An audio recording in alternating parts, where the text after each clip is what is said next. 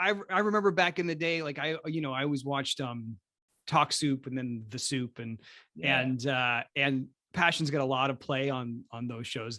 So you only saw like the things that were out of context and like super crazy, especially out of context.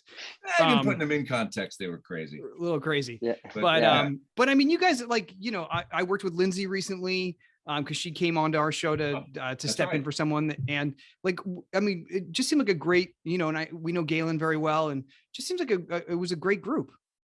Yeah, it was a really good group. And the fact that everyone kind of started at the same time.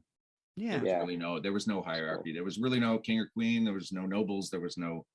It was everybody just wanting to make this show a success, because some had families, some were just struggling to make their rent in North Hollywood. We wanted it to be a success, and it was what it was. But I'm thankful for that opportunity. That was my first TV gig, and eventually. So Eric, were you seasoned enough at that point to kind of play into the campiness a little bit? No, you know what I mean? No, totally. It's a good question, and yes and no, because I had just come off of Joseph, which was bigger than life, right? I'm the Pharaoh. I come out in the second act. He's like in Greece, the second act, the beauty school dropout.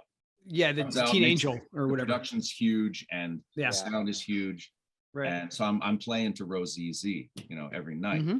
Love that. So I kind of brought that to Passions. The problem is I also brought that ridiculous vibrato into my first set of scenes, which was Lindsay Hartley being strapped to a gurney, being put to death, while I was on the panes of the glass crying my ass. This was my first day. Yeah. And so everyone's like, in the room going, can't believe this. And I'm like, I can't believe this.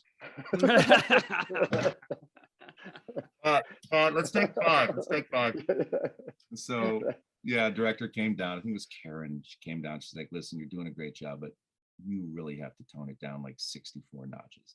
Yeah, that was a big lesson. I'm like, this is not theater, and I know it's campy and silly, but these booms are going to pick you up. So keep it tight. And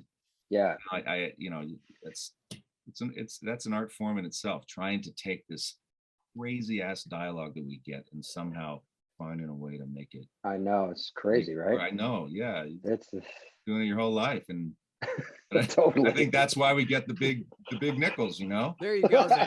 That's right. I still get paid in coins. It's great. Bitcoin. That's funny. I do too. The coin shortages is all because of soap actors. That's how we demand to get paid. I have a coin star in my house, actually. What percent do they take? Yeah, right. I get it. 7? Only 4 years. Please subscribe to our YouTube channel.